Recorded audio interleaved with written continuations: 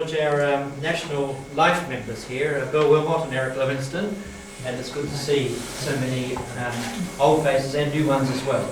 I'd like to congratulate Chris and Christchurch branch for, in spite of your feeling that it's perhaps not as active as it used to be, still I think probably the most active branch in the country.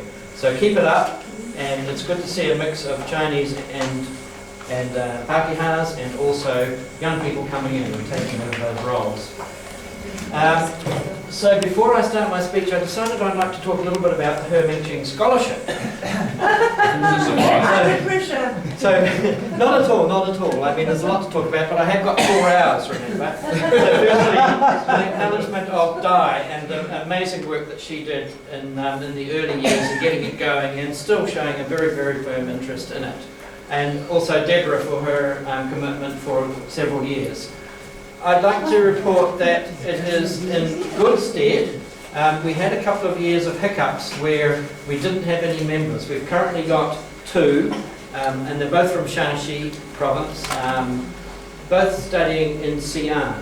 One is in her 3rd year, 1 more to go, and the other one just started earlier this year.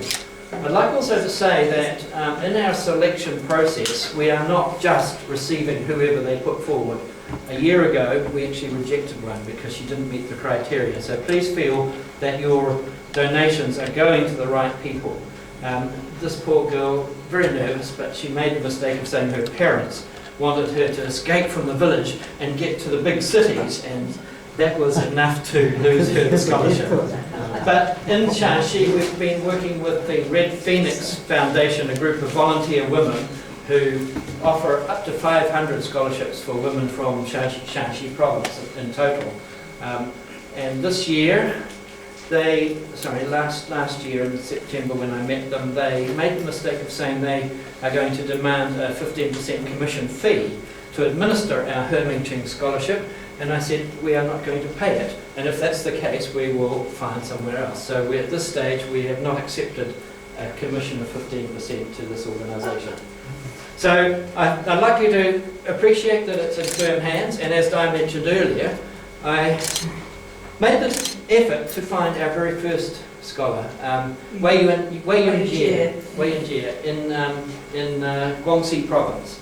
I was in Guizhou province and I was going to Guangxi, and I just put her telephone number into my WeChat and she popped up, and within 2 minutes I was talking to her, and she was what, from 10, 12 years ago? Yes. And she's still there. And I think you've probably seen the reports in the newsletter. She's married to, I think he's from memory, environmental engineer, and she's working in the hospital, and they've got a wee baby. So I saw them, I met them for probably less than an hour, but it was really nice to see them, and I do make an effort whenever I can to catch up with the old ones as well. So are there any questions on that? So keep up that good work. It's worth keeping on going. The next one, we're actually looking at going to Shanxi province, to Datong, because in Datong there's actually a member of Gonghe committee who's keen to set up a Kathleen Hall Memorial Museum, and so it makes sense to offer it to them first, but of course there's selection processes to go through, and it would be really nice to be able to visit, a group of us to visit in October, depending on what happens with travel these years, to visit the opening, and also but these are works in progress, and we can't guarantee what steps will be taken, how to proceed. But it's alive and well, and I think robust, and thank you for your commitment over the years, even though there was inaction for some time. Any questions? What's the museum name? It's going to be a Kathleen Hall Memorial Museum, because she worked in that entire area, in the Taihang mountain area. Datong is further north in Shanxi province, but she was also there. And, interestingly enough, very poor.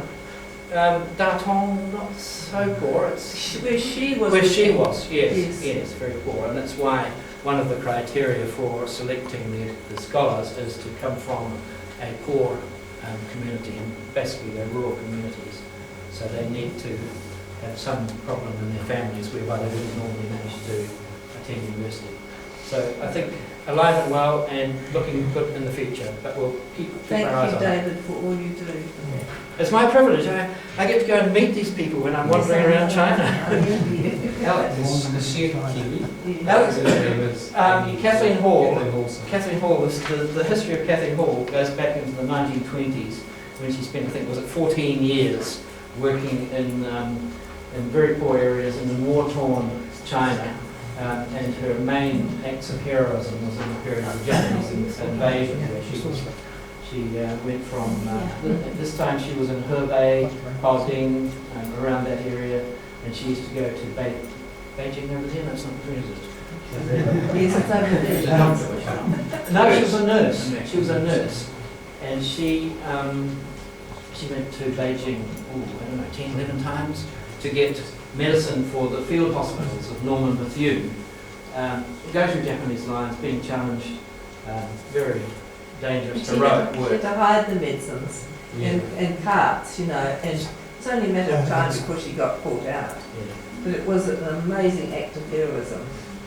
Dave, you want to say something? I'll just make a quick comment on that. There's a New Zealand magazine called Memories, which some of you may know of. It comes out quarterly, and it's about the history of different parts of New Zealand.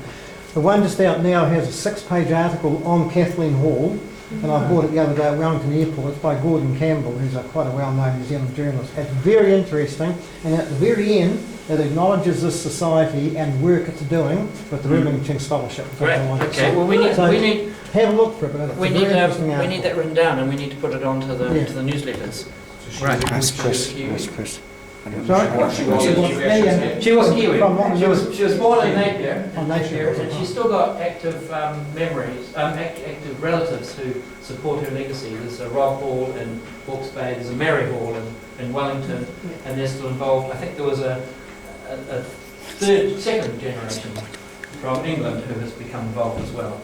If she'd been a man, she would have been another Lilian. Rory said that. Yes. If she had been a bloke, she would have been a hero. Yeah.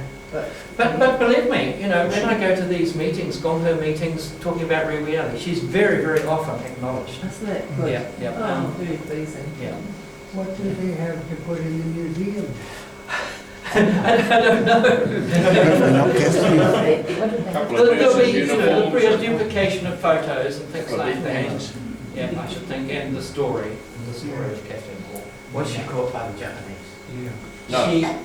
She was at one point, and she was actually deported to Hong Kong. That's right.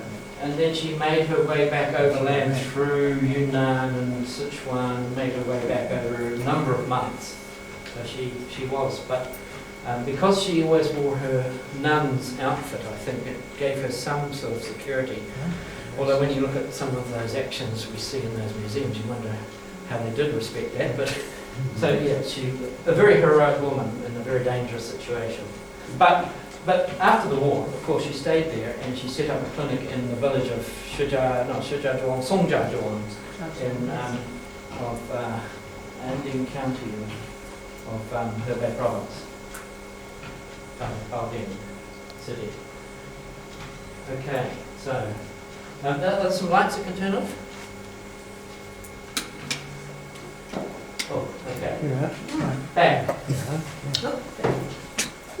I want to go back one because I want just to start this. I don't know how to go back. Never mind. To start with, I just want to have a look at the 70th anniversary celebrations, and I was invited to Beijing along with my wife, who doesn't often spend time with me in China, to receive a Chinese Government Friendship Award. And in the past, I've said I'm the 5th China Friendship Society leader who has received that award. But in fact, the very first one here is Phil Ralston. He received one way back in 1996 for his work in agricultural poverty reduction in Guizhou province. As a scientist, I think, Bill, you and I are more for our friendship roles. And I think it's significant. Phil said there's now 11, I think, New Zealanders who have received it. 5 from the leadership of China Friendship Society. There's Jack Ewan, Nancy Goddard, Tom Newnham, Bill, and now myself. And I see that as a recognition of the status and standing with which New Zealand China Friendship Society is held. And even more significant, I think, is if you consider over 28 years in 70 countries, there are only 1,700 that have been awarded, and 11 have come to New Zealand, 5 to leaders of New Zealand-China Friendship Society. So I think it's an affirmation of who we are in China, in the eyes of China. So, yeah, I didn't get a free air ticket because I was already there, but my wife got flown over for free, and it's quite heavy. I'm sorry I didn't bring it along. I don't think it's pure gold, but it's probably gold-coated lead, and Gang was allowed to come for 8 days, for 4 days. And is the speech that you made still on the I didn't give a speech at this award. There were actually this year because it was the 70th anniversary. There were 100 awards given. And I was promoted, I was put forward by Shandong Bay School in Gansu province, having received a Gansu award previously, and then, so that's where it came through. I think each province has a certain allocation. Yeah. So that happened on the 29th, on the 30th of September, and on October the 1st, of course, is the celebrations of the 70th anniversary of Foundation of the People's Republic.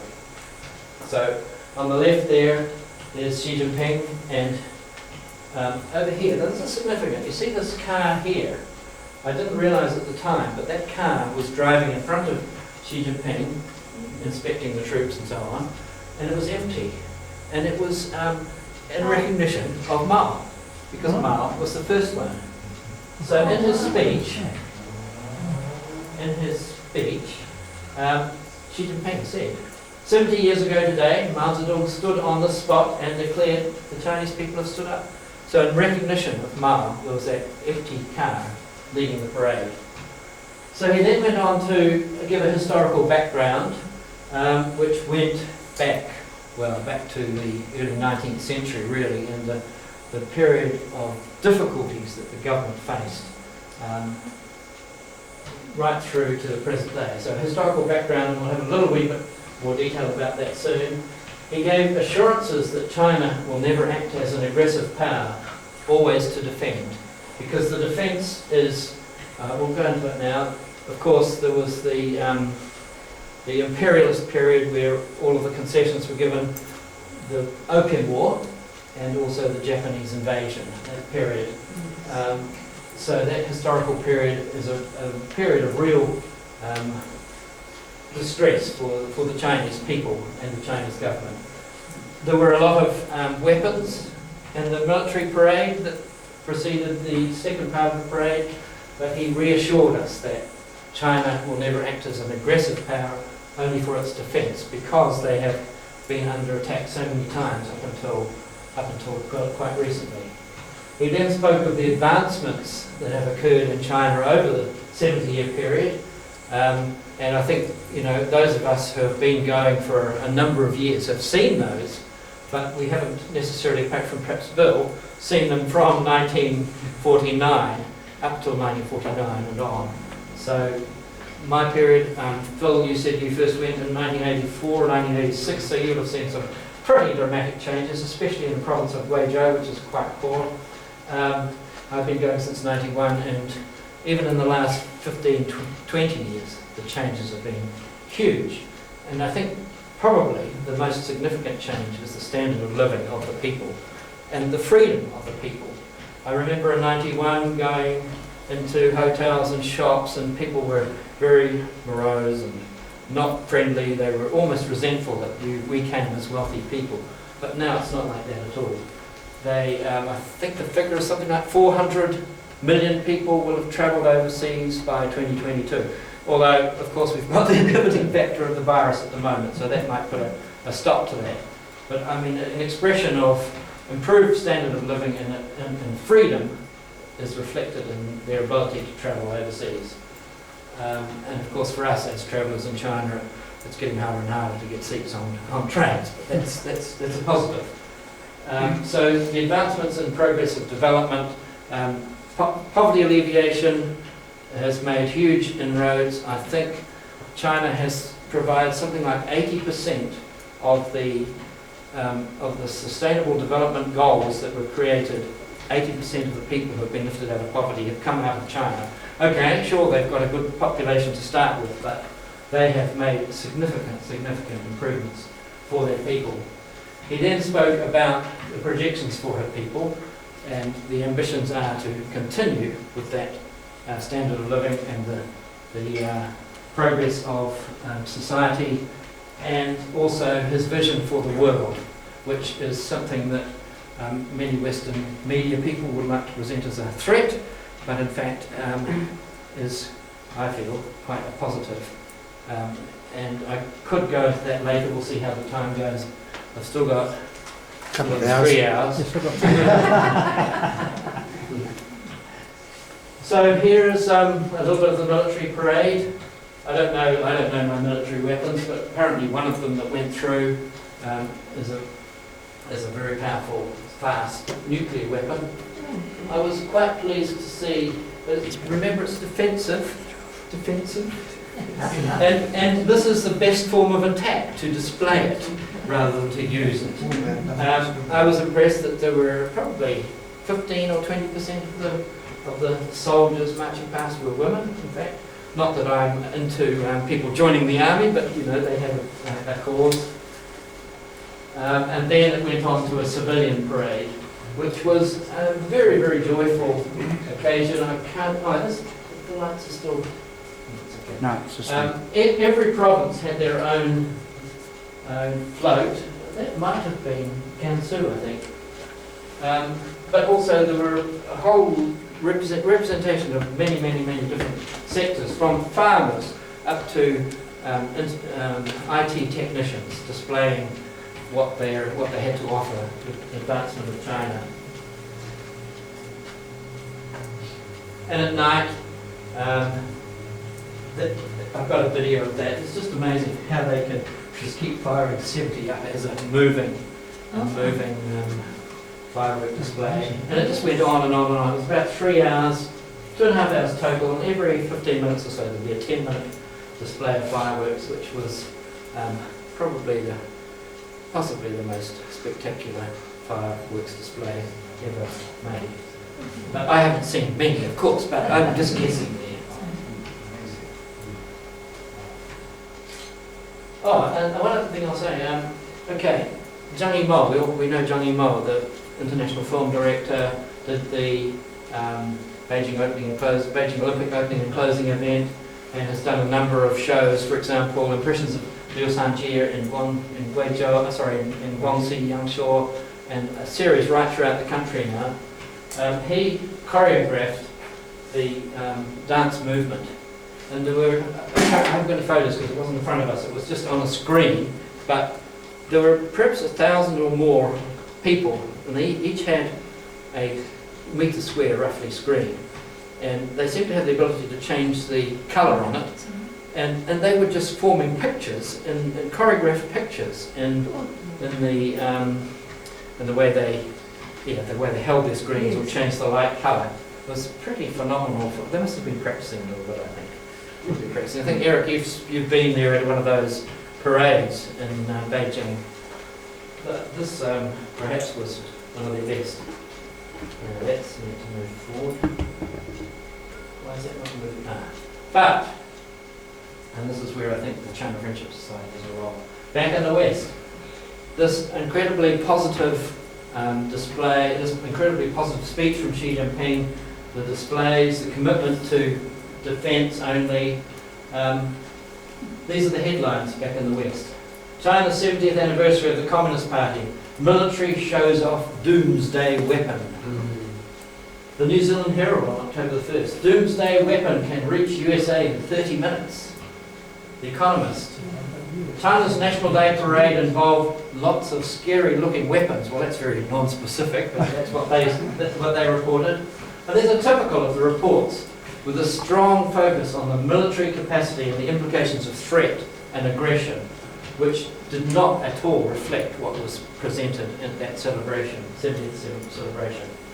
And this is good to know, isn't it? That the BBC ended their report by stating that non-military performers also took part in the parade, and that was the joy part of the whole parade was there. So the recent history. Craig and Chris and I and 2 others were in Beijing, at Beijing University. We had a China Friendship Society Leaders Delegation capacity building. We had a lecture at Beijing University, and we were introduced to these 3 concepts. I'll get my tones wrong so Chinese can correct me, but Aida, the period of attack, the Opium War, the Japanese invasion. The period of hunger. The period of hunger. So this would be the period from through the Civil War period and early days of the People's Republic government, when they were struggling to get production going again, and made some mistakes, and then now they refer to it as Aima, which is the period of being shamed. And it's not the Chinese feeling ashamed, it's the world shaming China. As China's advancement comes up, it's a threat to the world, and so the West is shaming China, and many Chinese people feel that in fact they're not being treated at all well. In fact, there was a headline in the Wall Street Journal which presented China as the sick man of Asia, which is highly offensive because that's what they were called back in the time when they were still a feudal society, and they're coming up with that expression again.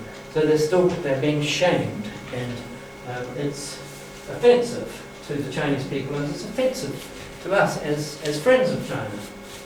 So here we have it, here I've got it again, the Opium War, the Japanese invasion, the founding of the People's Republic, and the emergence as a global player with negative perspectives promoted. So that's how the West is shaming China.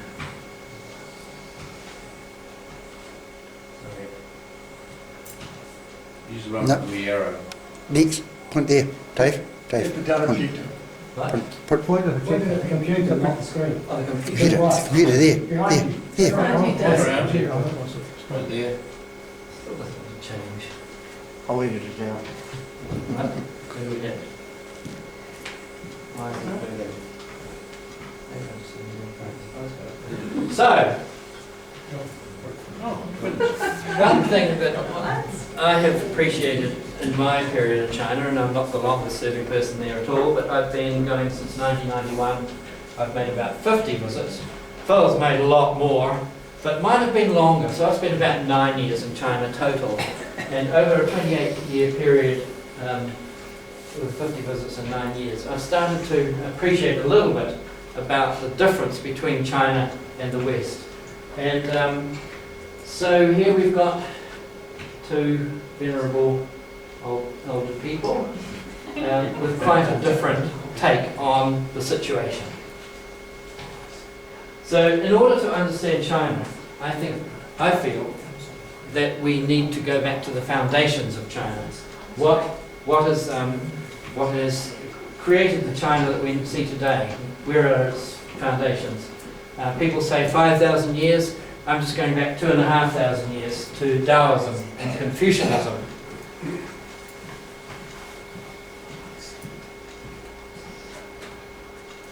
So ancient philosophies. That's better. So we've got Confucius and we've got Greek. I think this is Aristotle. And I once read a book called The Geography of Thought, which traced Western philosophy and society from the Greek times forward, and Eastern, basically on Confucian ethics forward. And there's very little crossover. There's more and more crossover now because we welcome more and more Chinese into our Western communities, and there are a lot more Westerners living in China as well. But for 2,500 years, there's very little crossover.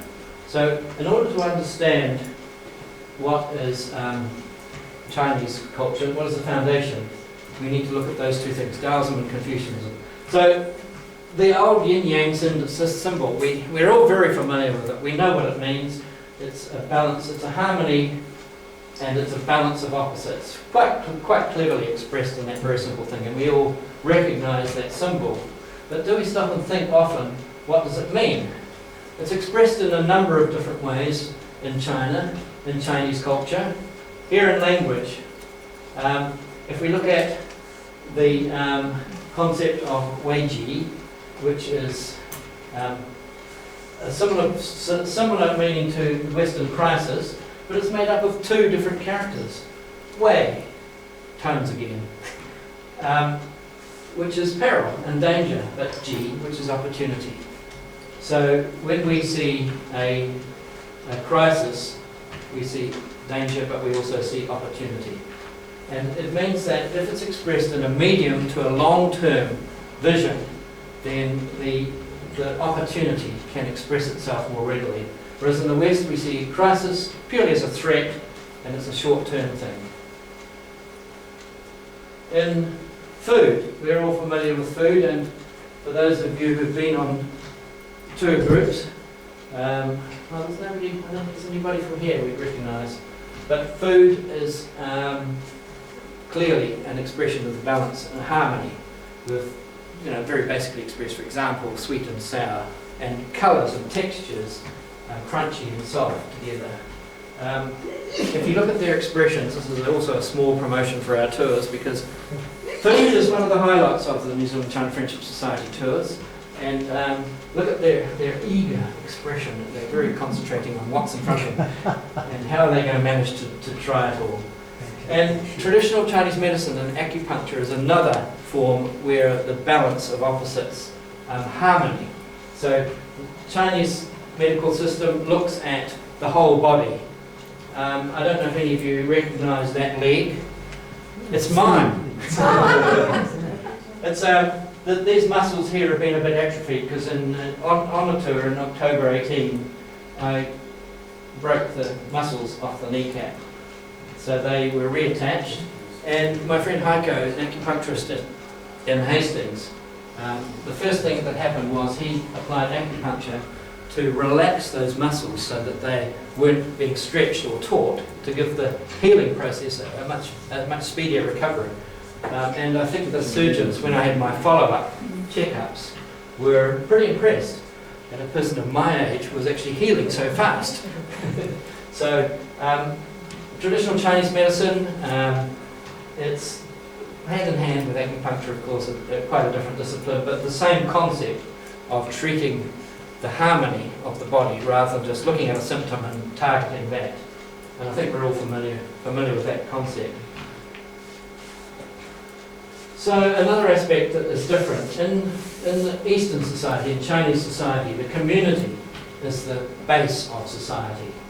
Relationships and the concept of a big family is much more important than in the West, where we have a strong sense of the individual. And I tried to find photos to represent that, and on the left I found these temporary housing villages that were put up very, very quickly after the Sichuan earthquake, and it reflects to me the ability of the community in conjunction with the governments to come forward and provide a temporary solution for the people who had lost their homes. In the West, I'm sorry, I don't think it's that appropriate, but an expression of individualism is the strength that the National Riflemen's Association in the United States holds over the government. They don't seem to have any sympathy that this is perhaps a threat to society. And just as a brief aside, I read an interesting fact about terrorist attacks globally in 2018, and there was only one country in the world where terrorist attacks had increased, and that was in the United States. In every other country, terrorist attacks have decreased. So it's interesting to see the reflection of a strong individualistic society not having much control or respect for the community. So now, sorry, there's a bit of heavy reading to go. So we are moving on to Confucius a bit more now. I'm going to read this. Da-ai.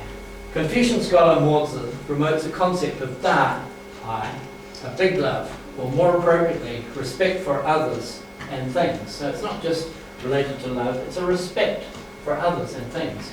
If expressed in an altruistic way, this makes for an easy, positive unification of peoples, countries, man and nature. And today, in China, we're seeing that being embraced in the concept of eco-civilization, which is creating a harmonious community, but in harmony with the natural environment. And there's quite a few forums there now promoting that concept. And the Belt and Road Initiative is another example where China is offering a contribution globally to working together with other nations to create a unification, to offer a solution. I'm not very good at this. So, to understand China in the post-truth era, and I don't quite know what that means, I can't remember why I put it up there, but if we're looking at the time of Xi Jinping, Xi Jinping actually reflects very, very readily the foundation of China, of Chinese society, of the concept of balance, of harmony and coming together of communities. In Beijing, a question I asked this professor at the end of the talk he gave: how do we counter the negative, the unbalanced reporting that comes to the West from China? And he gave it in a parable. He said, in order to be balanced, you need to stand on two legs. And in the West, we're only receiving one side of a story. And to be balanced, we need to receive a balance of opinions and ideas in order to understand issues. And it is unfortunate, I think, that more and more we are seeing people actually accepting and believing the negativity that comes through the Western press. So these are phrases. In fact, they're phrases from Xi Jinping, and they're not promoted in the West. They don't want to know these concepts. To me, they're very virtuous concepts. The concept of a shared future for mankind, the concept of unity through diversity, the concept of a harmonious global community, and the need for a new era of global consensus. These are ideas that are coming from Xi Jinping, from China, but they are reflected really in the old Confucian teachings. And you can see them coming right forward, right to today, and looking forward into the future. It's to me, they're all very attractive statements if we are to believe them. And optimistically, why not? The alternative rhetoric coming out of the West is past its use by date. It's got to go. It's time we did have these concepts promoted for our civilization, for society, for global society. And interesting to see that, sorry this is a bit heavy, but the Australian and People's Republic of China government conceptions of international order. This came out of the Australian Journal of International Affairs last year. The notion of a community of common destiny, and this is not coming from Xi Jinping, this is coming from debate within the United Nations Human Rights Council.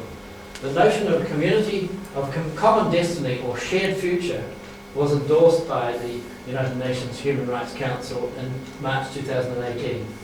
The resolution on promoting mutually benefit cooperation in the field of human rights stated the importance of fostering international relations based on mutual respect, fairness, justice, and mutually beneficial cooperation with the aim of building a community of shared future for human beings in which human rights are enjoyed by all. It was adopted 28 in favour, 1 against the United States, with 17 abstentions, including Australia. And I've tried to find out where New Zealand voted on that issue. I'm fearful that they abstained as well. But Australia's explanation of its abstention noted, the content of this draft resolution focuses overly on the relations between states instead of on the human rights of individuals. And the terminology is not clearly understood in the Human Rights Council and other United Nations forums. So in other words, they are not able, countries like USA and Australia are not able to receive those virtuous concepts of community of shared future for humankind. They're just not there. They have not absorbed what is offered there. So the Western expectation that China, as she transforms into a developed nation, will adopt a Western approach is to fail to understand and recognise what is China. Those Western countries and leaders who retain this mentality will be slow to participate in the new era. The current attempts to undermine China can only act to the detriment of those who fail to participate in this vision. The only losers are those who do not yet understand. So that's why, in order to move forward in a harmonious global community, we need to understand and appreciate what China has to offer, not dismiss her and not treat her as a threat. The threat comes to those who want to retain their supremacy, but they will, in the long term, not succeed. And remember, China has a long-term vision for the world. Democracies, I mean, New Zealand, we have a 3-year voting term, America 5 years. It's very, very, very short term. So, there's an example of this whole mentality, I think, expressed here in the Pacific, where we have Pacific Island nations. They were previously colonies of different European powers. I think a couple are still protectorates of New Zealand. And the Chinese are starting to court these countries and offer them development opportunities and finances and so on. And some people will dismiss that as being a debt trap for them. But really, the attitude that we have, the Western powers, in particular the USA, are informing those nations, be very wary of China. You shouldn't go that way. You should stay with us. But that's very much a neo-colonialistic force that we think we have a right to tell these indigenous peoples where they should go. And I put a question of legitimacy up there because, in fact, when you look at those Pacific Islands, they are not evolved, they have migrated from Asia, from China, so they are, in fact, the same stock as the Chinese, and they have very, very similar outlooks in terms of community. Some of you will be aware of our teacher in Shandan from 2 years ago, Michelle, who was, she was Samoan and Cook Island parentage, and she found it so easy to fit into the community at Shandan because she had a Pacifica outlook which was very, very similar to what the Chinese have. So she was very, very comfortable there. So here we are in the West telling the islands, don't go to China, it's a threat. And really we need to question who are we to tell them? That's what we've done in the past, how to run their countries. They are naturally drawn to a Chinese community. So, that's not the previous one, is it? No. So, sorry, another heavy reading. The challenge to the West, then, is to embrace an alternative perspective on issues.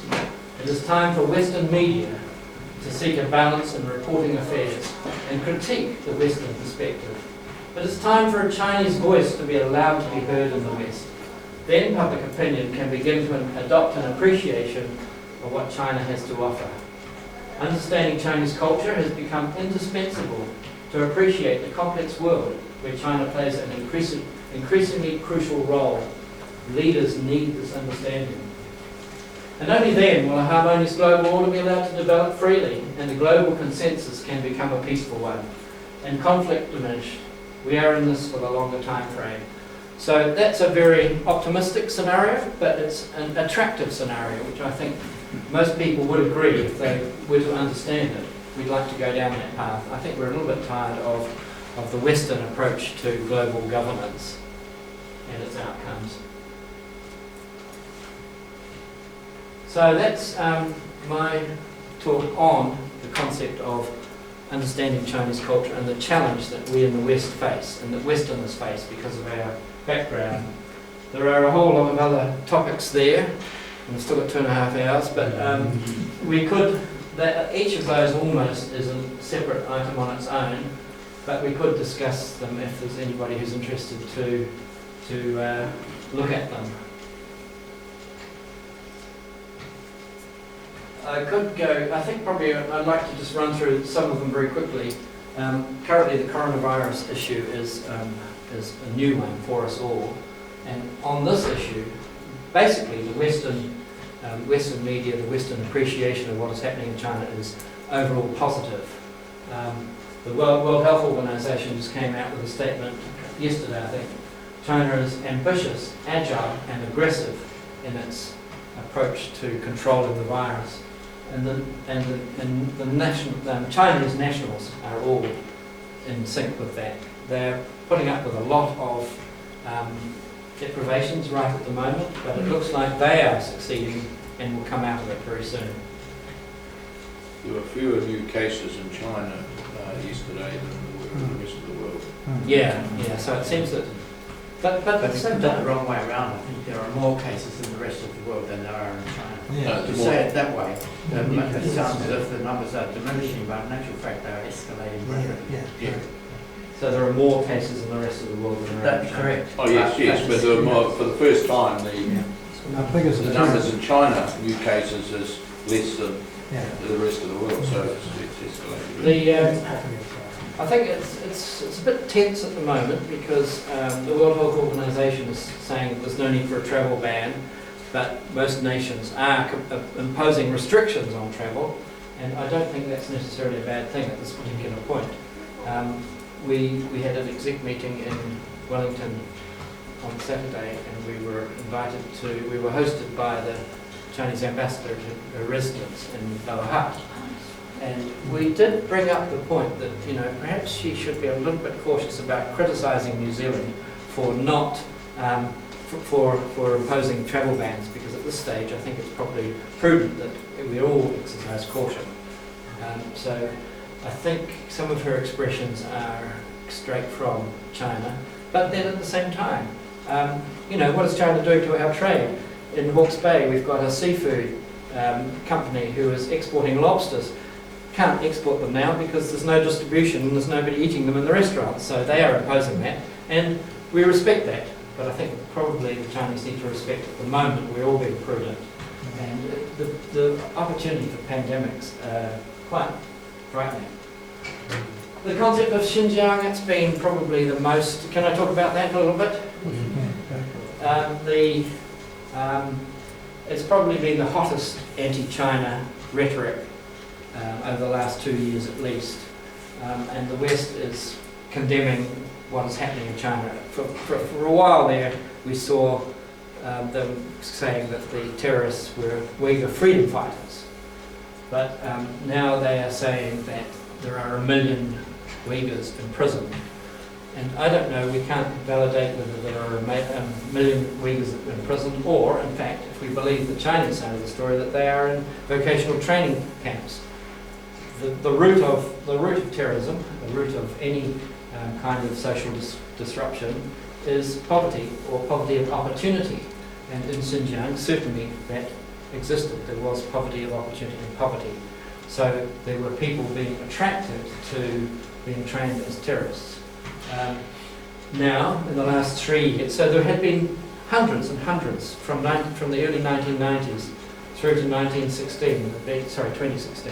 There've been a number, hundreds of terrorist attacks in which not just Han Chinese, but women, children, Uyghurs, Han, all of the different ethnic minorities who live there were being killed in terrorist attacks. They're out and out terrorist attacks. There's also very strong evidence that the training camps for terrorism were delivered by ISIS, and they were exporting terrorists to Syria, Turkey and Afghanistan. Remember the Kunming event, the Kunming railway station attack? That was caused by some trained terrorists trying to get down to Indonesia, but being stopped at the border and going back and practicing their jihad in the railway station in Kunming. A jihad means that if you're a Muslim and you die killing people, then you'll go to heaven, and that's a fairly unacceptable approach to most of us in the West. But in the last 3 years, there have been no further terrorist attacks in Xinjiang. So whether you agree that there are 1 million Uyghurs in prison, or there are 1 million Uyghurs who have been trained for vocational opportunities, the outcome is the same. There's no further terrorist attacks. So I kind of compare the terrorism as a virus that is global, it's spread globally. And China has been successful in stomping on it, whereas the rest of the world has not so much. Just as they have with the coronavirus. So I think we respect what China has done to lock down society to stop the virus, the coronavirus, but we seem to be, for some reason, not accepting of the approach they've taken in Xinjiang. Whatever the approach, and a lot of people don't agree with it, it's been successful, and we need to respect that. I think that on that I can prove this. I went to Xinjiang September of 18. Yes. I was just reading that. I think they're really training base.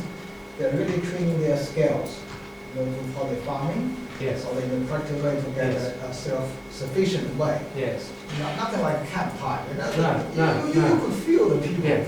Yeah. I can prove that. I was here 3 days from the village. Yeah. But who was your host? The host is the agricultural department. Right. Xinjiang. I was invited to join a group of international journalists. I'm not claiming to be a journalist, but I joined this delegation. There were 8 journalists, 8 of us together, Russian, Polish, Italian, French, New Zealand, Thai, 8 of us together. And we went to training camps where they were learning a whole range of different occupations, from tour guiding through to home help. Yeah. So, they are, and they say they have 80% success rate. But I can't claim that because I went to one anecdotally that this is what it all is. But, that is, I suspect, the main part of the success of this story. Yeah. So, yeah. I just want to ask, how do we know there's been 0 terrorist attacks? I mean, I'm pretty questionable, but if it comes from the government, isn't that what they want to say? It is certainly, but why would they lie? Because if there had been, the West would be on top of them. The West hasn't actually responded to saying, no, there have been ongoing terrorist attacks. It's their reporting. The ones in the past, I don't even know what they were either themselves. They were strong, heavily documented. Caught on CCTV cameras and so on. So, and there are examples of loading a car with bombs, driving into a marketplace and exploding it. Just in Xinjiang. Yeah, in Xinjiang. There was one in Beijing, there was one in Kunming, but all the rest I think have been in Xinjiang. When I was in Beijing about 3 years ago, there were 2 simultaneous attacks. One was in Sanlitun, in the main shopping area outside one of the stores there, and where they were just hacking people up with samurai swords. And they were from Xinjiang. And there was another one in one of the Beijing railway stations at the same time. That was 2 years ago. That was 2 or 3. No, that was about 2 or 3 years ago. Yeah. And in the Beijing one, it was actually caught on video. Most of this was actually caught on WeChat, and the videos that were distributed just showed the police just going up and just shooting the guy to stop him, and he's just absolute crazy. Wow. There were just 2 single ones that had planned the attacks in Beijing.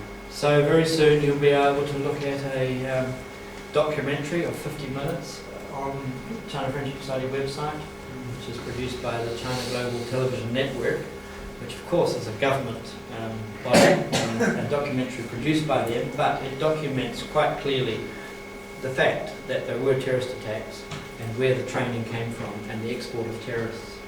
And I think probably to be celebrated is the fact that there are no more.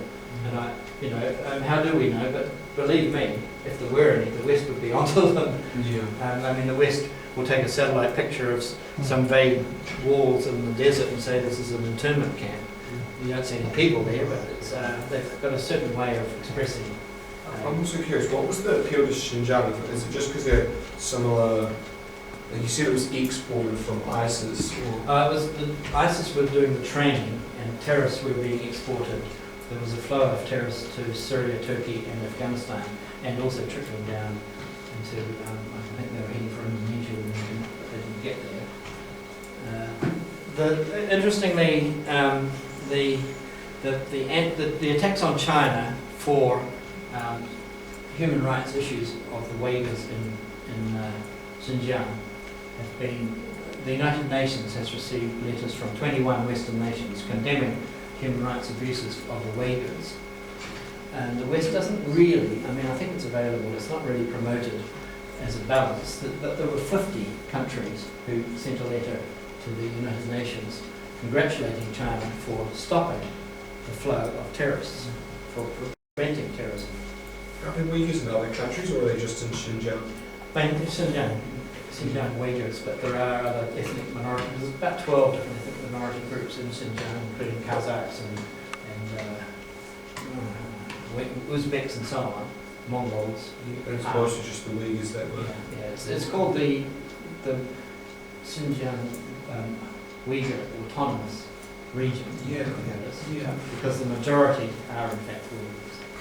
And China did bad, 15, 20 years ago, where they the governance was infiltrated by people from Beijing. And that was an error which they actually admit to. But it's a bit hard to reverse now, but they are doing their best to try and create opportunities for the more marginalised people there. Were you with us in 2017, Alison? Yes. When we went from Kashgar, and that was interesting because Elsa is a veteran of Kashgar. Pat was there too. Yeah, Pat, were you there in 2012 and 2017? Yes. Yes, see, these are my two groupies, aren't they? 2012, 2017. Pat was there in 2002. Yes. Oh, well, that wasn't for me though. No, That was you guys. Yeah. Yes. Okay, well, I'm sorry not taking her. So we went to the Kashgar Animal Bazaar on a Sunday, which is so we planned the tour so that we're there on Sunday. And in 2017, it was closed for maintenance. But it just so happened that in Beijing they were having the National People's Congress, so they didn't want gatherings of Uyghurs. That's our take on it anyway. So I hope you see I'm not totally biased towards China. That was, I think, they're right up there. Okay, I'm going through this. Is that okay? You happy with this? Freedom of religion. This is just a personal anecdote. In July, I was wandering around in Sichuan, and I was in Ganza, and I was in Kanding, the capital of Ganza. Ganza is a Tibetan autonomous region of Sichuan province. And within 3 kilometres of my hotel, I always said 2, but probably 3 kilometres of my hotel, there were 2 churches, 2 Buddhist temples, and 1 mosque. And it was there that I read Pompeo's statement that religion is being restricted in China. And you think back to the way they treated people from Islamic countries going to USA. I don't think there'd be many places in USA where there are such a diverse range of religions being practiced within such a small area. So, freedom of religion, certainly there are certain groups like those very spiritual Falun Gong people and some sects of Christianity which are a little bit underground, and also they don't really want jihadist kind of Islamists promoting their very negative religion. But I think quite often we will see in China, we'll see a mosque and a temple side by side all over China. So Pompeo is either extremely disingenuous and deceitful, or he's quite ignorant, and I don't know which it is. I suspect it's the former. That what suits his narrative is the critique that China is banning religion. Now, I'm not going to say categorically that there aren't religious practices that are sort of discouraged, but overall it's an invalid statement. Tibet seems to have gone a little bit off the boiling pot. It used to be a hot topic. I remember, Eric, you did a bit of work on Tibet, issues in Tibet in earlier years. We've now got Xinjiang as the main focal point for anti-China rhetoric. On the same delegation, when I went to Xinjiang with a group of international journalists, we also went to Gangan, Buddhist autonomous region in Gansu province. It's on the Tibetan plateau on the southwest corner of Gansu, but bordering onto Qinghai and the Tibetan plateau. And Shahe, the Buddhist temple, is in that region. And there we visited, well, first we did go to Shahe, and there's a practicing monastery, although whether it's for monks or for tourists I can't quite work out, but there were some of each there. And the place we went to was about over 4,000 metres above sea level. It was a settled village of Tibetans where the Chinese government have paid for the locals. They have to build their own houses, but they are permanently settled. And you know, romantics will say it's a destruction of Tibetan culture, but what it does is it provides good access to medical and educational services for the children, for the women, for everybody, and they still can practice their summer nomading out in the grasslands. But this time, they can go home on the weekends because they're basically going out to their flocks with four-wheel drive. So, you know, who are we to create a romantic image that Tibetans need to live in felt tents through winter with no access to healthcare or education facilities for their children? So that is something that seems to be being welcomed by the Tibetan people, and we had an overview also of what's happening in Tibet. They said there's a Tibetan centre in Beijing, which is highly resourced. There they informed us that they're turning Tibet into an eco-tourism area, and there are something like 600,000 Tibetans now employed in the area of looking after conservation for the land and ecotourism. So they're providing quite a good return for them. What the outcome of that is, I don't know, but I'm sure the Tibetans who have jobs are quite happy to be emerging into a middle class and not be living as poor farmers scratching the land with their yaks. Human rights, it's often it's the subject I get hit with when I say I spend time in China. People say, how can you support China when they've got such a poor human rights record? So I just ask them, oh, what human rights are you talking about there? And they stutter or stumble a little bit and they say, oh, freedom of speech. And I say, I think, I'll help you a bit. I think the key human rights anybody is faced with is enough food to eat and adequate shelter. And I also say, I think the third key human right, which is a bit of a luxury, is the right to an education. And in all of those areas, China has increased the human rights of her people, whether they're Tibetans or Han Chinese, lifted them all up. So whereas perhaps 50 years ago we had 80% poverty, we've now got no poverty. Yes? There's just a quick question. It wasn't actually to that. Yeah, go on. That was there's one topic you haven't got on there, which is the current topic, is Hong Kong. I was just interested in your comments on the No, I don't speak as an expert on any of this, you understand that. I just give you my impressions and the understanding that I personally have gained from starting to get a bit of an insight into what is China and how she achieves different things. Hong Kong, yeah, it's a strange one because in the elections, those people who were promoting the democratic rights came to the fore, but it was very clear that they were not pro-democracy demonstrators. They were basically out-and-out vandals, destroying. You know, I mean, if you've got a valid cause, you don't go around burning and smashing and restricting people's movements. And it's also quite clear that there was a lot of assistance and encouragement from outside. So it can be seen, I think, quite readily as an imposition from outside. But you know, we can't categorically state that. And you know, even after the elections, they're still carrying on. I don't think you make that claim because some of the early demonstrations, and I believe that there are millions of Hong Kong people in the Yes, streets. yes. So that's not an imposition from outside. No, there is, I think we can claim that there is interference from outside, but it reached a lot of people. Yeah, that's true. There were a lot of people there. Their initial program was to get rid of that law to extradite people back to mainland China. When that was taken away, they carried on. Yeah, it's hard to know exactly what's happening there. It is complex. Yeah.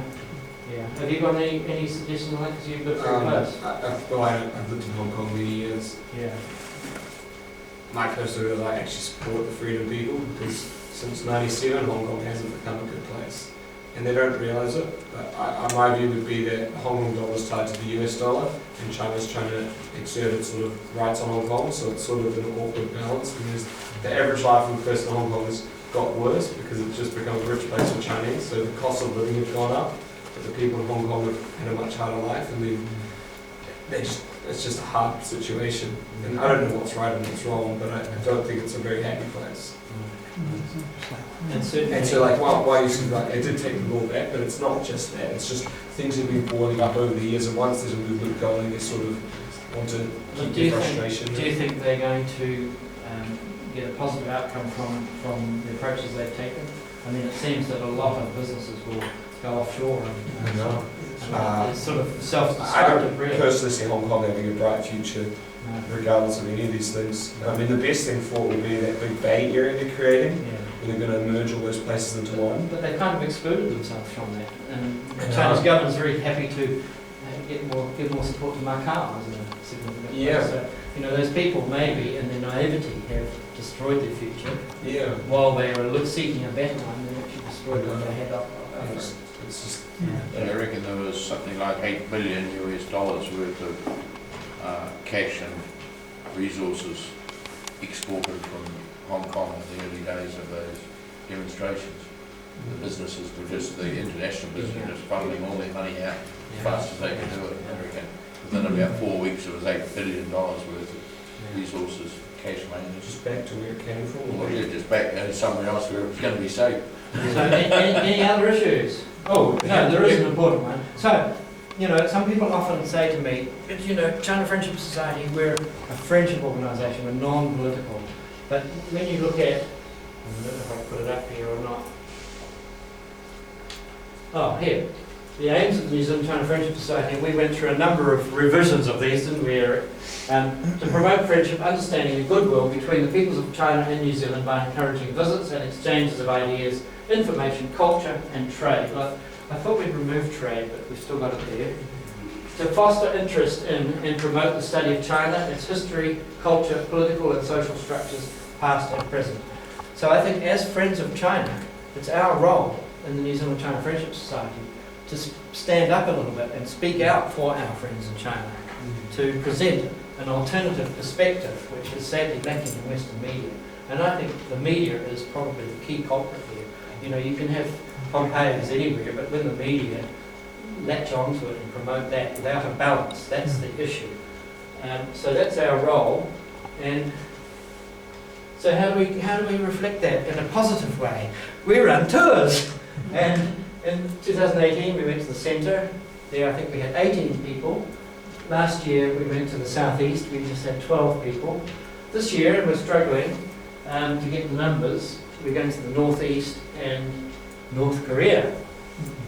No coronavirus in North Korea. Oh yeah. No, we have to put a disclaimer here. There's a disclaimer here that it will depend entirely on access to travel in China and also North Korea.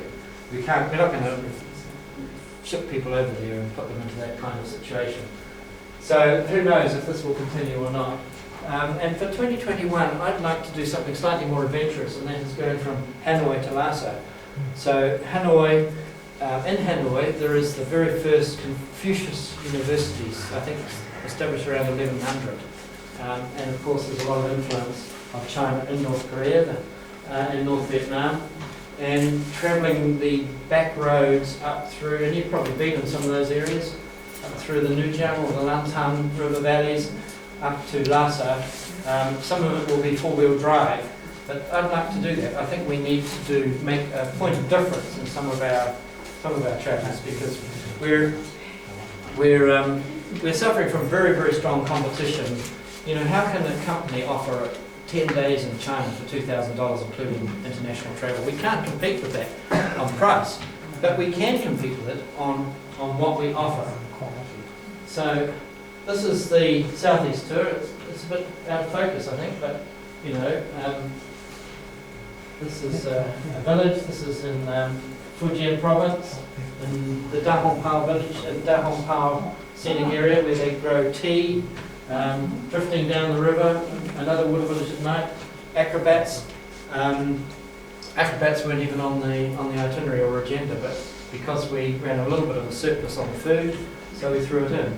If you go on a standard tour, I can remember going on one which was controlled by a Chinese travel company, and at lunch you got, apart from the fact that there were 8 tour buses in the yard and we all had tables of 10 being fed commodity food, you got given a glass and you had to choose a glass of water, a glass of Sprite or a glass of beer. One, and that's it.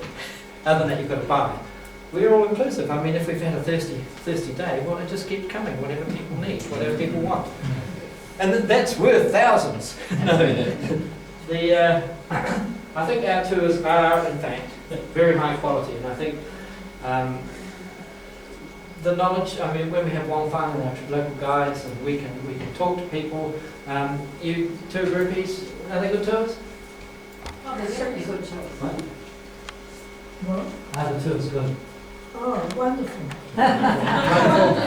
Absolutely. Yeah. So why are we struggling to get people now? Is it because the other people are providing tours so much cheaper, or are we just is our tour catchment tired? Been there. So this year, if the coronavirus is willing, we'll go into Heilongjiang province, right up in the north, and we'll go right up. This is the furthest north we've ever been, right up. We were going to do an ice tour. In fact, if we'd got enough numbers, and Elsa put a name down for it, we'd be there right now enjoying the ice festival. But luckily we haven't melted by now. committed. Well, you're right, because I went there to check it out, and I arrived on the 18th of February.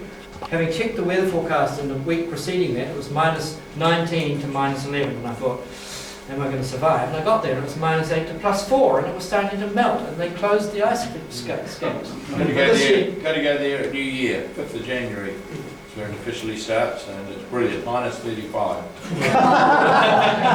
I've been there for Now, I don't know if you know about Chris. I meant to say this before, but when we were in China, I learned something interesting about Chris. I don't know if you know this or not. Do you know anything interesting about Chris? Oh, he's wondering. Blank space, blank faces. No, they don't know. When Chris was 15, he wrote a letter to Mao, and he put Mao Zedong, China, asking what's happening in China, and he got a reply within 6 weeks. Do you know that? Who knew that? I got red books and badges and Yep. all sorts of other stuff. Yep. And then the government went chasing the reds under the bed, and I ditched it all. This is exactly what's happening to New Zealand public now. They're running scared. They're thinking China is an evil place. So then, in Jilin, of course, there's a lot of Japanese history there. This is not very good promotion, but they're always a favourite, I think. Siberian Tiger Park. This is in Harbin, and there's a very strong Russian influence. Minus 35 degrees, and the locals are walking down the street eating ice cream. Eating ice cream. But when we go there, it won't be cold. This is, of course, you don't recognise that place. Look at just as a clue, look at the subway trains. That's Pyongyang in North Korea. So none of the streamlined bullet trains. This is interesting. It's a little bit like some of the red culture art from earlier China days. Again, this is, I think that's Stalin around here. Again, a Russian influence. And this is the geological park right up in the north. I took that off the internet. It looks like it's got a bit of a natural curvature in it, but I haven't been there. Oh, no, I wasn't meant to bring that one up. That was just in case we got to that. So I'll retract. We'll go back. We don't want to go into that. Oh. No, I'm trying to close it down. How do I close it? That's it. Any questions? Any discussion? Any comments, I Dave? just want to make one comment. Well over 10 years ago, it might be 15 years ago, Bill Wilmot made a comment, and it's always stuck in my mind, about human rights. He said, people in the West go on about human rights in China, but the truth is that the Chinese have got more human rights now than they've ever had in their whole damn civilization. Yeah. So it's a matter of perspective, and that's something that a lot in the West don't. A lot of people in the West look at China like that. It's a big mistake. They look at China like that. They're told differently. They're told. They're told there's bad human rights, and they just believe it. There's no bad human rights in South America, south of the US, where they're ripping babies away from their families and things like that. That's not a human right abuse. It's a miracle. Same here. Just at the moment, there's a series on TV, I mean, what channel it's on, called Secret, like China's Secret Lands or something. Oh, yes. And it goes to all these little, Wujang River that you were talking about a minute ago, that was, they've been in that area, all these remote villages and people that look really interesting. We record it. You record it. And there's the one we'll show you tonight is on Xinjiang. Right. And it's on Prime. On Prime, I recorded it. Yeah, So I think I already did mention earlier on, congratulations Christchurch branch. You know, you say you're struggling a bit to get people along to banquets and so on, but you're doing well. yeah. I think we are. Keep it up. Yep. President. Closing for the last time. I do know. Yes. Has anyone got any more? I want Michelle, I want Michelle, I want Michelle. Okay. Has anyone got any more questions for Dave? Any questions or discussion? Just one more discussion. Another one is not mentioned on the list, sort of adding from him saying Hong Kong. What about Taiwan? It's the other one that sort of always comes up. Do we want to hold the closing for another 3 minutes? That's fine. I mean, it's quite clear, whether you agree with it or not, it's quite clear. China has made a distinct statement that if Taiwan decides to declare independence, they will move in there and take it because it's they consider it part of China. Yeah. And if you look at the United Nations, it's acknowledged that it's part of China. Yeah. So it's reasonably clear.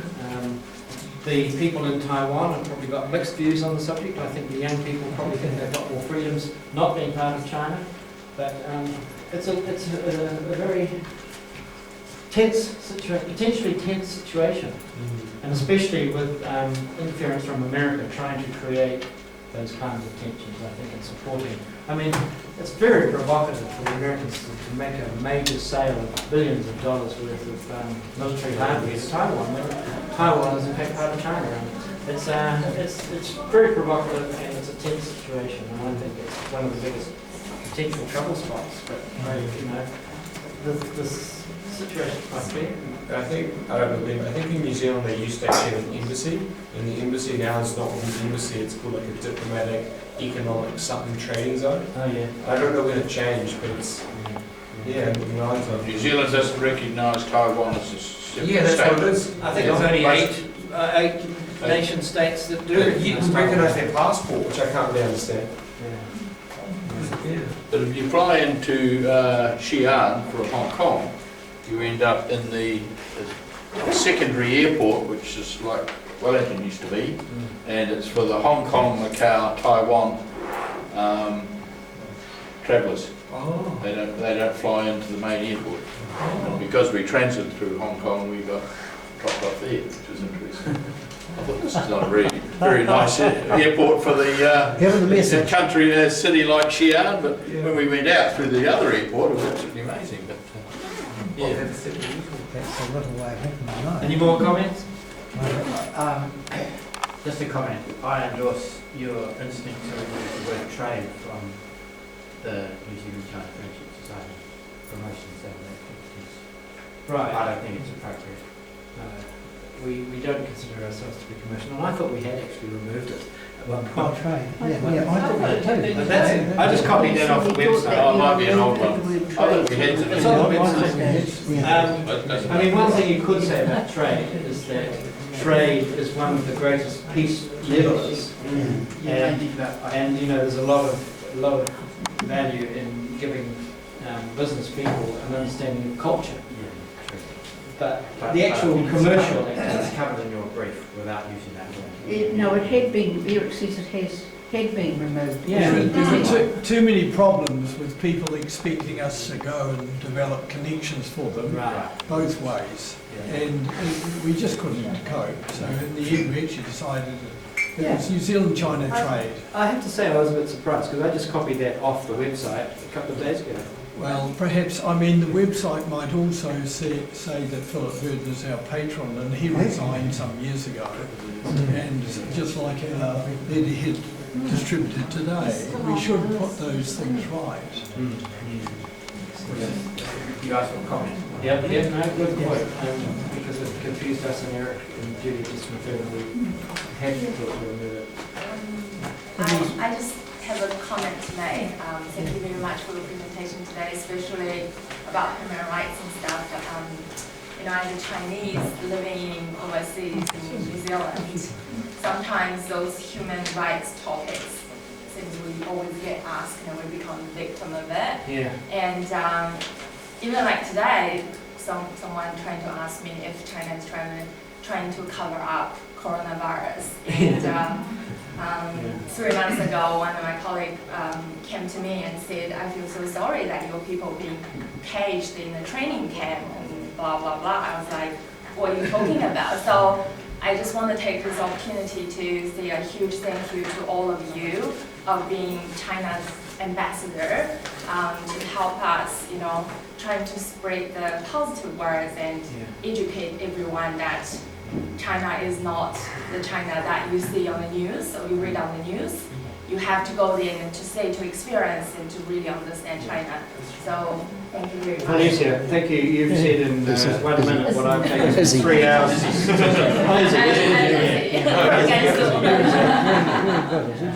Oh, there's Lucy. You're from Gansu. Sunan. Yes. So thank you. Okay, just to like to thank Dave for his presentation tonight. Thank you all for turning out and supporting the AGM, which is often a difficult task to get people to attend. Thank you for your attention and the information. I was with Dave and Craig in China and we learned about the 100 years of shame in China and why they're doing what they're doing today.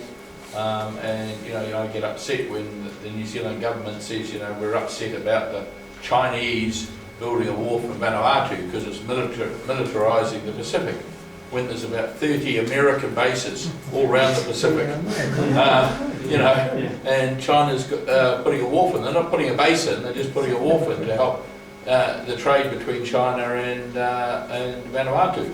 And so people just get the wrong idea about it, and it's important that as an organisation, it's one of our key functions, I think, in this day and age, to report those human rights. There's a lot of these issues, and the human rights issue is there's a lot of countries a hell of a lot worse than China, and you know, some of the European countries, the way they're treating refugees, the Americans with the people at the border.